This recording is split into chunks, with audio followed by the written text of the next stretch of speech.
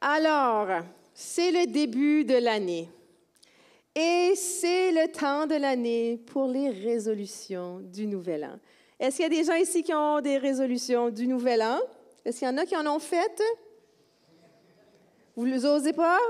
OK. Y a-t-il quelqu'un qui veut partager? C'est quoi les résolutions du Nouvel An qu'ils ont faites? Moi, c'est prendre plus soin de ma santé, prendre plus soin de moi-même.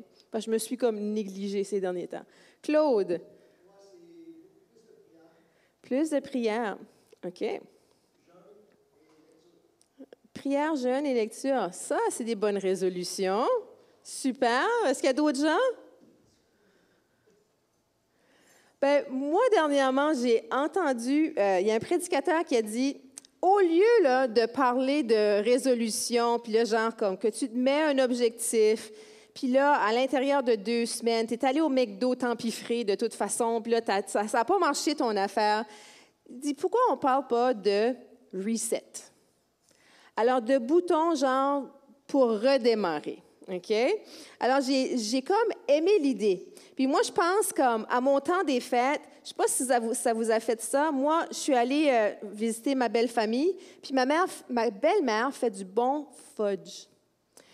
Puis, il est bon. Puis là, elle en fait là, en tonnes. Tu sais, elle fait comme 4 recettes, là, comme excessif. Là. On est là pour 4 jours, mais elle en fait 4 recettes. OK? Puis là, ben, après le repas, ben, j'en prends un. Ça, c'est raisonnable. Puis là, je ne peux pas en résister, puis j'en prends 2. Puis après ça, je me sens pas bien. Puis là, on dirait que je voudrais avoir, je ne sais pas si vous connaissez ça, CTRL-Z sur votre clavier.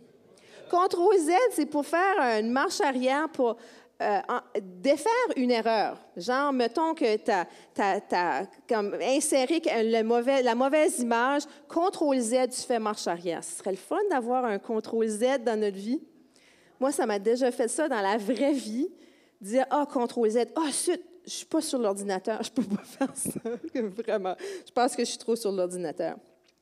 Maintenant, quand ça bug à plein, là, comme on a un logiciel qui bug complètement, bien, il y a aussi Ctrl-Alt-Delete. OK? Ça, tu peux sortir de ton logiciel. Ça, c'est genre, après le temps des fêtes, après avoir mangé comme une cochonne, je parle pour moi, OK? Comme là, je dis, là, je me sens pas bien, j'ai pris du poids, bon, puis je me sens pas bien. Bon, Ctrl-Alt-Delete. Là, je vais redémarrer le logiciel. Bon, voilà. Hein? Ça serait le fun d'avoir ça dans la vie. Des fois, ça bug vraiment beaucoup. Avez-vous déjà vu cet écran ici, sur votre ordinateur? Ah, ça rappelle des beaux souvenirs. OK? Là, ça bug à plein. Comme ça, là, Ctrl-Alt-Delete encore, ou carrément appuyer sur le bouton pour redémarrer, ou au pire, allez, on débranche. On a-tu déjà fait ça? Moi, mon stupide de téléphone, juste avant le service, je l'avais besoin pour bouger mes diapos, puis là, s'il ne marchait pas, je l'ai redémarré comme 2-3 fois pendant la louange pour pouvoir que ça marche, là. Redémarrer. Puis vraiment, redémarrer, c'est quelque chose de bien. C'est quelque chose, dans certains endroits dans notre vie, on a besoin de ça de temps en temps. Et Dieu, il est le grand Dieu du reset.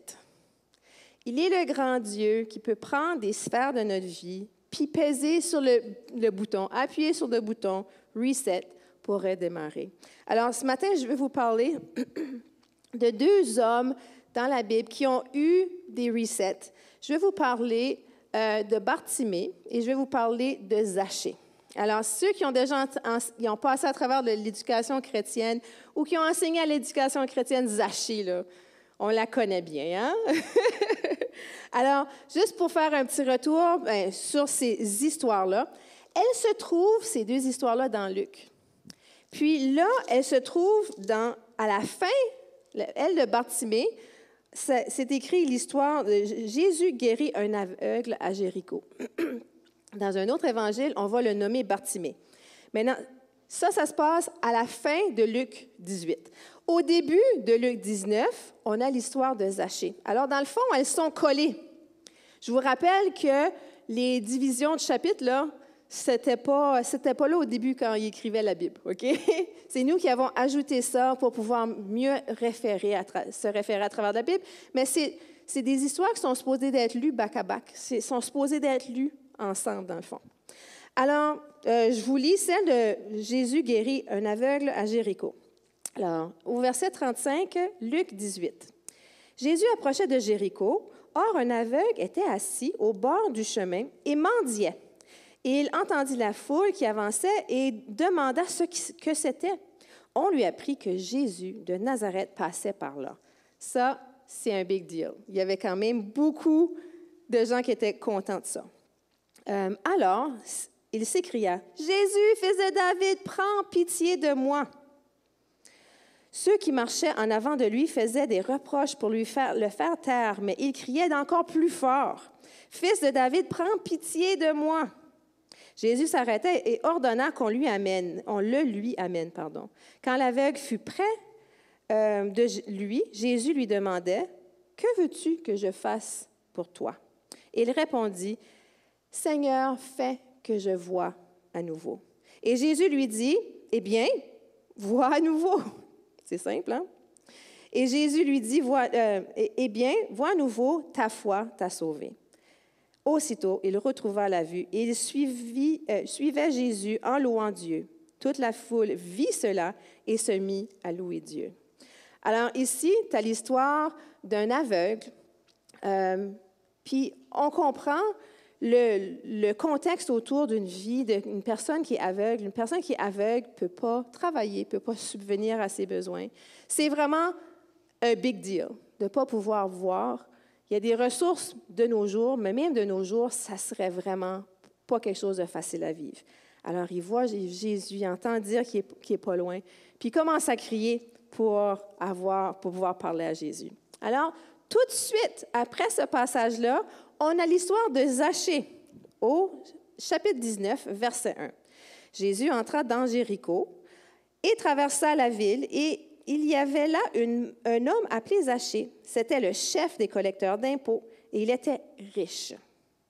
Il cherchait à voir qui était Jésus, mais comme il était de petite taille, il n'y arrivait pas à cause de la foule. Il courut alors en avant et grimpa sur un arbre, un sycomore. Pouvez-vous imaginer? Il a grimpé dans un arbre pour voir Jésus qui devait passer par là. Verset 5. Quand Jésus arriva à cet endroit, il leva les yeux et dit à Zachée, « Dépêche-toi de descendre, Zachée, car il faut que je demeure avec toi aujourd'hui. » Pouvez-vous imaginer? Parmi toute la foule, Jésus dit, « Hey, Zachée, toi, homme riche, pécheur, je vais aller demeurer chez toi. » Puis le mot, c'est bel et bien demeurer. Zachée se dépêcha de descendre et le reçut avec joie. En voyant cela, tous critiquaient Jésus et disaient, « Cet homme est allé loger chez un pécheur. » Zachée, debout devant le Seigneur, lui dit, « Écoute, Seigneur, je vais donner la moitié de mes biens aux pauvres, et si j'ai pris trop d'argent à quelqu'un, je lui rendrai 4 fois autant. » Jésus dit à son propos, « Aujourd'hui, le salut est entré dans cette maison, parce que lui aussi, il est un descendant d'Abraham, car le Fils de l'homme est venu chercher et sauver ceux qui étaient perdus. » Voilà la parole de Dieu. Maintenant, une chose qui est très intéressante, on parle ici d'un publicain chez Zachée. Zachée était non seulement juste un publicain, il était le chef des publicains. Puis, ce qu'on doit comprendre des publicains, c'est que les publicains étaient des Juifs, oui, mais ils étaient considérés des traîtres parce qu'ils s'étaient alliés avec les Romains. Les Romains qui dominaient les Juifs qui voulaient sortir de cette emprise-là des Romains, les Juifs qui voulaient sortir ils voulaient avoir un Messie pour faire un bouleversement politique, pour pouvoir sortir de ça. Quand tu avais un Juif qui choisissait de s'allier avec les Romains, c'était un traître. Et il était vraiment...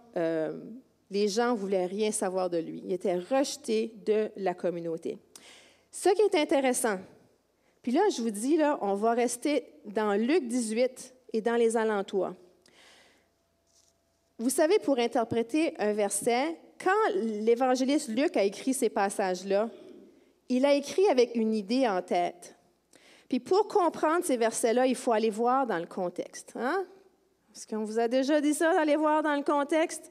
Bien, dans le contexte, dans Luc 18, ici, on a le verset où on a la parabole où Jésus parle d'un publicain et il parle d'un pharisien.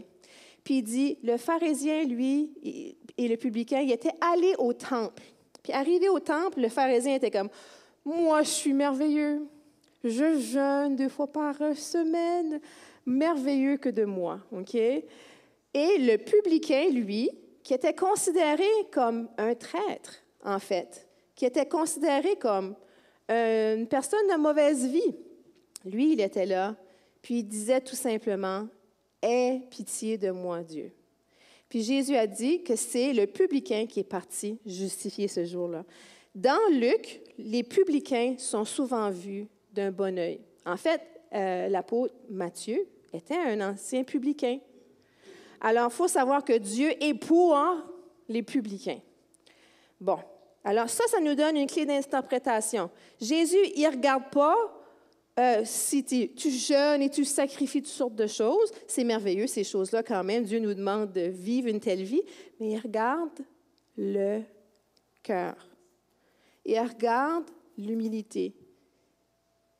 Dieu est proche de ceux qui sont humbles et il s'éloigne de ceux qui sont orgueilleux. Alors voilà, ça nous donne une clé d'interprétation pour commencer à comprendre ce que Luc, l'évangéliste, voulait dire dans ces passages-ci. Bon, pourquoi je vous présente l'histoire de Bartimée et l'histoire de Zachée ensemble? Bien, c'est parce qu'ils ont plein de choses en commun, dans le fond, même si elles sont différentes. Alors, on va voir que leur histoire se passe à Jéricho, ou proche de Jéricho, puis que ces 2 hommes étaient des rejetés de la société. Un, parce que c'était un aveugle, qui était pauvre, qui n'avait rien à donner à la société. Et l'autre, parce qu'il était riche, parce qu'il était traître, parce qu'il s'était adonné à l'argent et à toutes les autres choses qui viennent probablement avec ça. S'il se tenait avec des gens de mauvaise vie, on ne sait pas qu'est-ce qui vient avec ça. Mais comme dans notre vie de nos jours, il y a bien des choses qui peuvent s'ajouter à avoir plein d'argent. Des fois, c'est trop travailler pour se faire plus d'argent, ignorer sa famille. Des fois, quand on s'adonne à vivre une vie pour avoir de l'argent, des fois, c'est les drogues qui sont là, des fois, c'est plein de choses. Bon, alors, je ne sais pas qu'est-ce que Zachée faisait dans sa vie, mais il était un rejeté de la société. Et aussi, ils étaient méprisés. Même là, quand on regarde la foule là, dans ces 2 histoires-là, la foule les méprisait. « Ah, toi, aveugle, qu'est-ce que tu fais là? Tu sais, en arrière, tu t'appelles Jésus. Tais-toi. » Puis Jésus, non. Jésus dit, « Amène-les-moi. » Jésus, il y a une autre perspective. Autre chose, une autre clé d'interprétation. Le passage, juste avant ces 2 histoires-là, Jésus, il parle comment que lui-même, il sera rejeté. Mais lui, ce n'est pas n'importe quel rejet, là. C'est un rejet extrême où il est mort. Il a été mis à mort. En fait, c'était pour nos péchés. Alors, Jésus il s'identifie. Je ne sais pas si vous êtes déjà identifié, vous, comme reject, comme loser. OK? Moi, définitivement, ado, j'ai définitivement eu des moments. Jésus il dit non. Il dit, moi aussi, j'ai été rejeté. Puis, vous n'êtes pas rejeté de moi. Il s'identifie à nous. On peut s'identifier à lui. Alors, on continue, on compare les 2 histoires. L'homme aveugle était aveugle physiquement. Alors, lui, il ne voyait pas de ses yeux. Et ce faisant, il était pauvre, probablement, il mendiait, ça dit dans le texte. Mais c'est ça. Alors, il était pauvre à cause qu'il ne pouvait pas subvenir à ses besoins. L'homme riche, lui, de son côté, était traître, était allié des Romains, puis lui, de son côté, il était riche. Alors, il y a la pauvreté d'un bord et il y a la richesse de l'autre. Et encore là, dans le contexte, quelques paragraphes avant, il y a Jésus qui parle à un homme riche. Et il parle à cet homme riche-là, puis il lui dit, « Ah, parfait, tu veux me suivre, parfait. Ah, tu obéis tous mes commandements, merveilleux. » Mais il savait que l'homme était riche, puis il dit, « Mais donne tous tes biens aux pauvres. » Puis cet homme riche-là, il est parti triste. Rappelez-vous de ça. Il est parti triste. Puis il a décidé de ne pas suivre Jésus, parce qu'il était trop attaché à l'argent, dans le fond. Puis Jésus va dire que c'est quasi impossible pour quelqu'un, dans le fond, c'est impossible pour quelqu'un de riche d'entrer dans le royaume de Dieu. Mais tout est possible à travers de Dieu. Et ensuite, il raconte ces deux histoires-là. Alors voilà une clé encore d'interprétation pour notre texte. Je retourne à Bartimée puis à Zachée. Alors, Bartimée, étant aveugle, voulait voir physiquement, mais il voulait aussi voir Jésus. Hey, c'est qui là qui passe? C'est qui ça, cette personne-là? Hey, la foule, vous êtes... Qu'est-ce qui se passe? Ah, c'est Jésus. Oh, moi aussi, je veux le voir. Voir. Il veut aller devant lui. Bien, c'était la même chose pour Zachée. Zachée, lui, il n'était pas aveugle physiquement. Il était trop court. Parmi la foule, il se perdait. Il ne pouvait pas voir Jésus. Et il voulait le voir. Et là, ça a commencé, ça a comme cliqué dans ma tête. Je me suis dit, regarde toutes les fois que dans ces passages-là, on utilise le mot « voir » ou on parle d'aveugle. Alors, voici toutes les fois dans ces deux textes-là. Alors, on parle de Jésus qui a vu Zachée, on parle d'aveugle, on parle comment il recouvre la vue, on parle de la foule, voyant qu'est-ce qui s'était passé.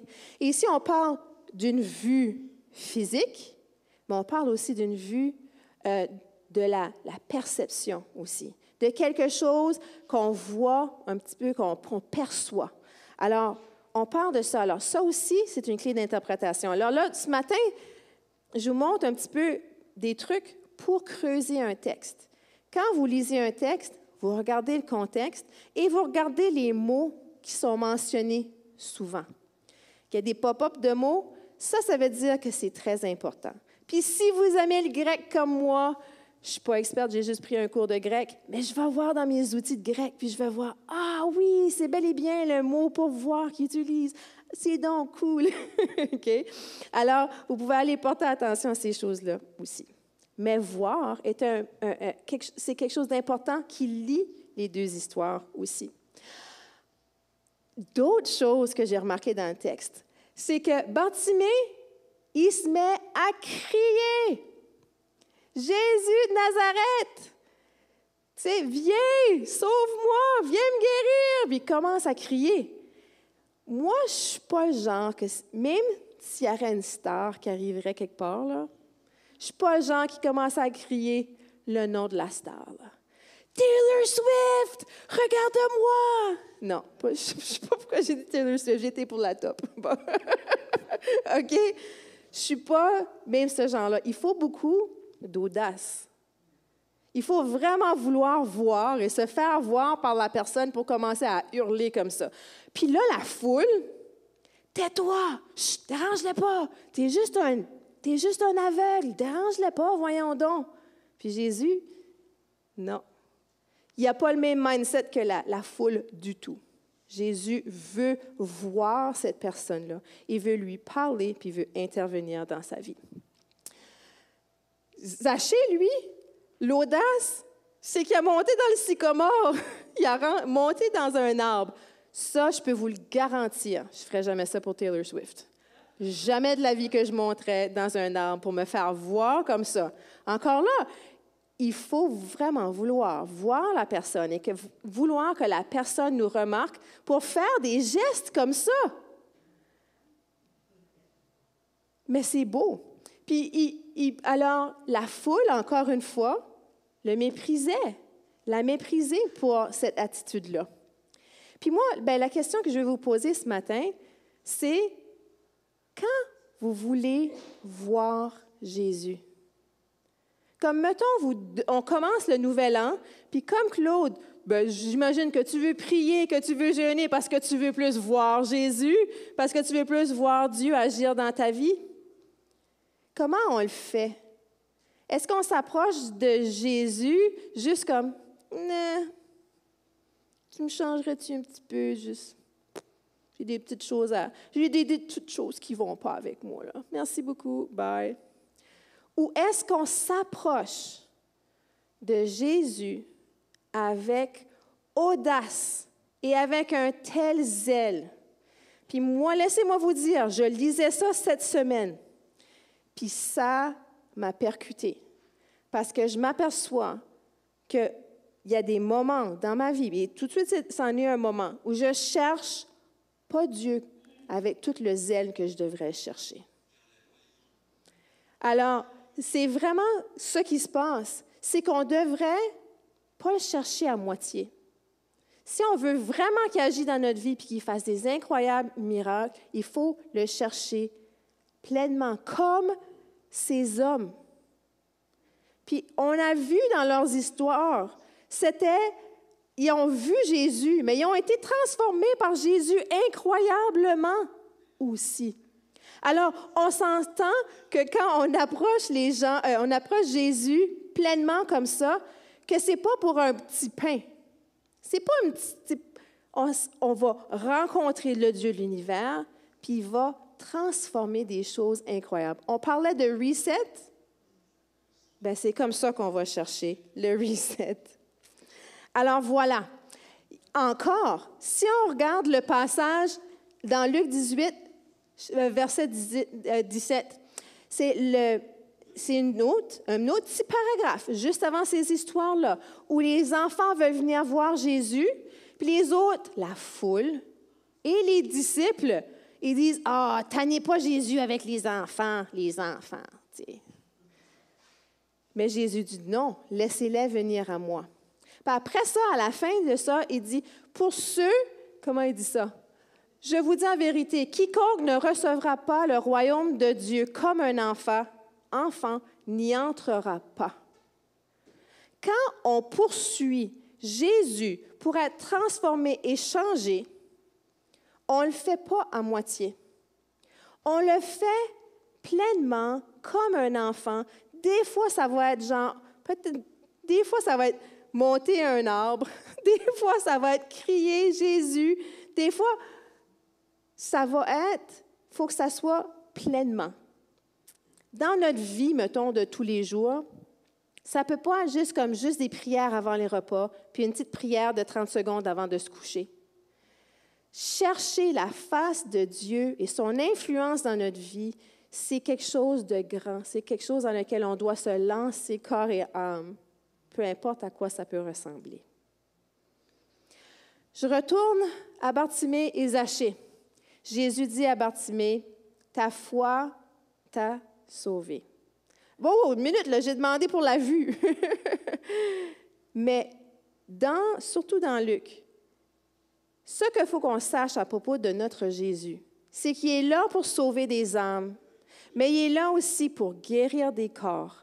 Il est là aussi pour guérir des cœurs brisés. Il est là aussi pour changer nos vies pleinement. Il est là aussi pour guérir des relations. Il est là aussi pour ranimer nos cœurs de joie, pour nous sortir de dépression. Il est là pour restaurer le monde en entier. Il est là pour notre salut, mais il est là pour bien plus encore. Et quand Luc parle de « OK, tu as été guéri, mais tu as aussi reçu le salut. » Et c'est quelque chose que Paul, il réfère à ça souvent. Paul, dans Luc, je veux dire, on réfère à ça. Et il a retrouvé la vue. Zachée, lui, bon, Jésus lui dit, « Je viens demeurer chez toi. » « Hey, OK, Jésus, tu peux venir manger chez nous. » Puis il va chez Zachée, puis il y a des gens de mauvaise vie, là, OK? Puis là, il y a quelque chose qui se passe en demeurant avec Jésus, en étant proche de Jésus, en jasant avec lui. Il y a quelque chose, il y a un déclic qui se passe. Puis là, il y a un changement de comportement. Donner notre vie à Jésus, ça change tout. Ça change tout, puis il y a un moment de repentance. Il y a un moment où on se dit, j'ai fait mal, puis voici, je vais changer. Alors, Zachée, il dit, je vais prendre la moitié de mes biens, puis je vais les distribuer aux pauvres. Puis si j'ai volé à quelqu'un, je vais lui retourner 4 fois ce que je lui ai volé. Il n'était plus attaché à l'argent. Vous vous souvenez de l'homme riche? Quelques paragraphes plus tôt, à qui Jésus a parlé, puis il a dit, « Hey, homme riche, suis-moi, juste délaisse ton argent. » Puis l'homme riche a dit, « Non. » Puis il est parti triste. Il est parti triste. Zachée, lui, il a décidé de se détacher de son argent, puis il était full joyeux. Il était rempli de joie de pouvoir donner. Jésus, il ne va pas nous demander de donner tout notre argent, mais il va nous demander de nous détacher de l'argent. On ne peut pas servir Dieu et l'argent. Alors voilà. Moi, au début de ma vie chrétienne, ça me rappelle vraiment une histoire, je vous partage ça. Juste l'été, juste avant de donner ma vie au Seigneur, je travaillais dans une bibliothèque. Puis, quand j'étais là, je faisais des photocopies, je pouvais payer pour des photocopies. Puis, moi, j'avais fait beaucoup de photocopies, comme des tonnes, parce que je faisais des photocopies pour faire des petits cahiers pour mes cousins puis mes cousines, des choses à colorier, des choses comme que j'ai faites pour Noël, là, je faisais ça déjà là. Des petits cahiers à colorier, mais je n'ai pas payé pour mes photocopies. OK? Fast forward, on avance quelques mois. Là, j'arrive, puis je donne ma vie au Seigneur, puis Dieu me parle à propos de ça. Puis il me dit, Nathalie, ces photocopies-là, il faut les payer. Comme ça, j'ai écrit une lettre à mon employeur, parce que là, je n'habitais plus dans la même ville. Je lui envoie l'argent, je lui envoie comme le double. Là. Je voulais vraiment comme, je veux remettre ça à neuf. Puis je lui ai écrit une lettre, puis je lui ai dit, je m'excuse d'avoir fait ça, je vous donne le double. Puis mon patron me réécrit une lettre. Puis c'est écrit confidentiel sur l'enveloppe. Puis je dis, oh non, qu'est-ce qu'il va me dire? Puis il dit, Nathalie, c'est juste pour te dire que moi aussi je suis et j'aime Jésus.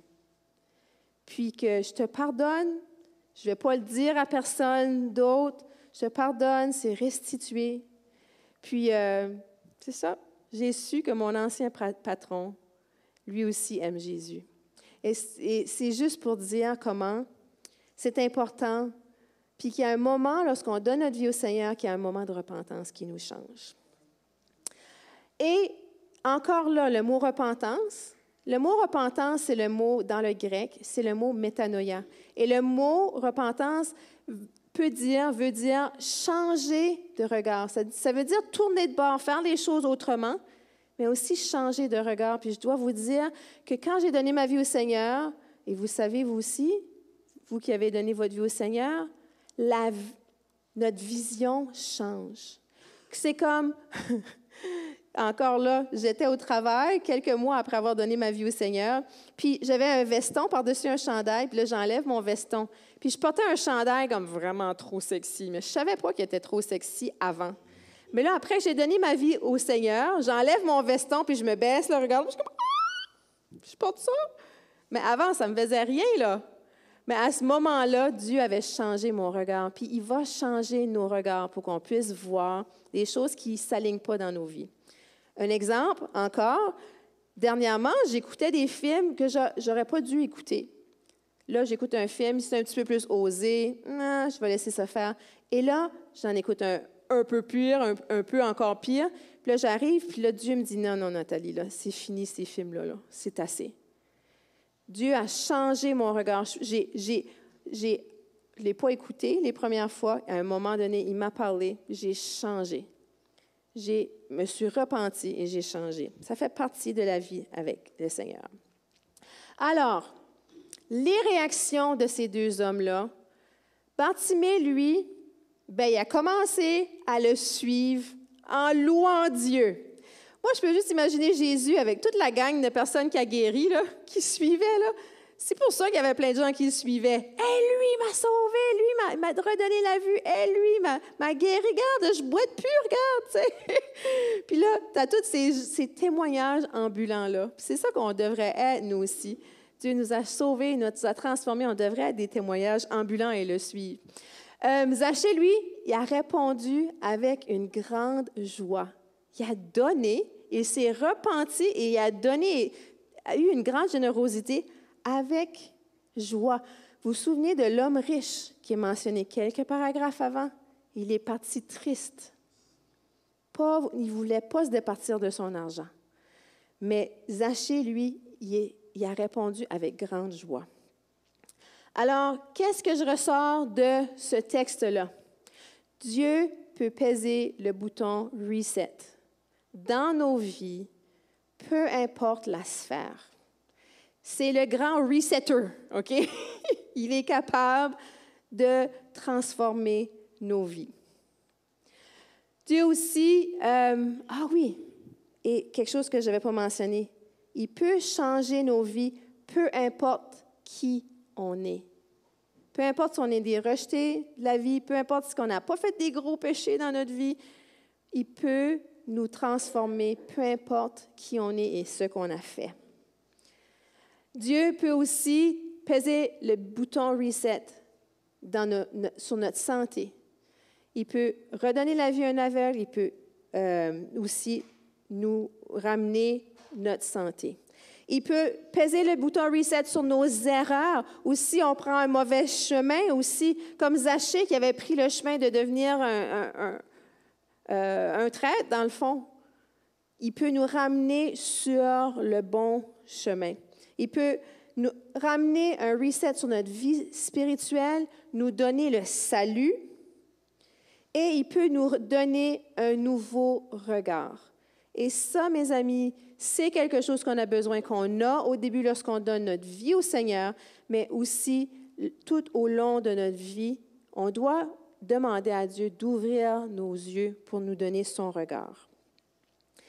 L'important, moi, ce que je ressors de ces textes-là, l'important, c'est de se tourner vers Jésus et de le faire avec humilité. Peu importe notre arrière-plan, peu importe nos erreurs qu'on a pu faire, c'est se tourner vers Dieu humblement.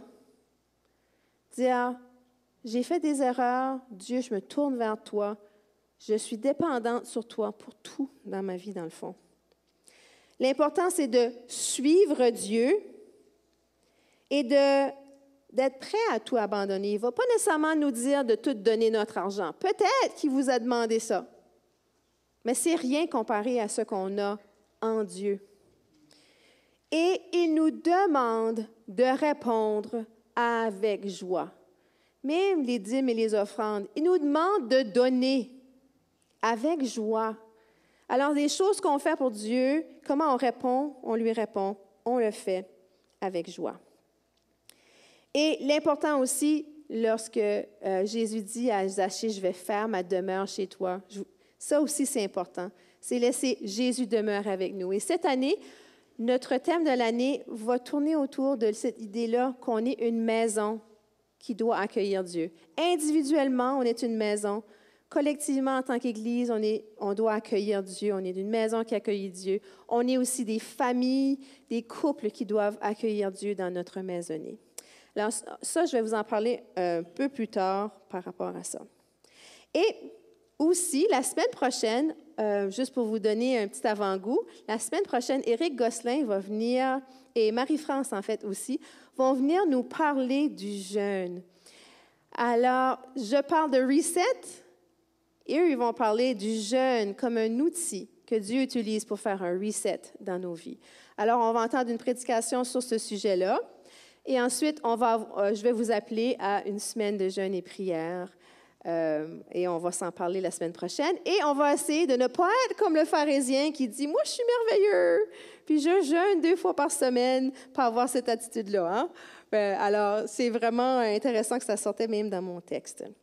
Alors, voilà l'histoire que je voulais, les passages que je voulais vous partager aujourd'hui. Puis vous voyez l'importance de regarder le verset dans son contexte, toutes les choses qui vont autour. Vraiment, je vous invite, quand ça vient à creuser la parole, creusez-la, regardez-la autour. Limitez-vous pas non plus au chapitre, puis regardez qu'est-ce qu'il y a avant et après. Vraiment, c'est très riche. Hey, vraiment les épîtres, les lettres, on devrait les lire d'un bout à l'autre, techniquement. Tu sais, parce que c'est des lettres qui ont été écrites à des églises d'un bout à l'autre, puis ils les ont reçues d'un bout à l'autre. Alors, je nous encourage de lire ces textes-là ainsi.